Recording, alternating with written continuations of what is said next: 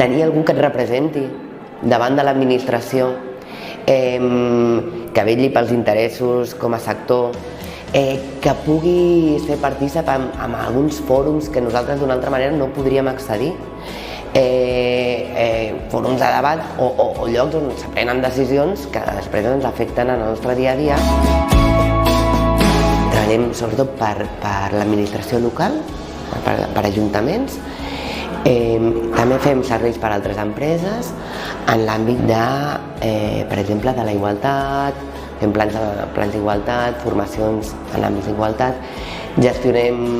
projectes com ara centres cívics, casals de barri, casals de gent gran, espais joves, punts d'informació juvenil.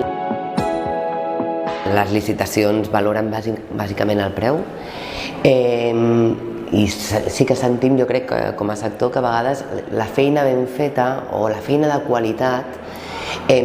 sí que se'n reconeix quan parlem amb els nostres clients, però no és un factor determinant i és difícil valorar-ho a l'hora de licitar.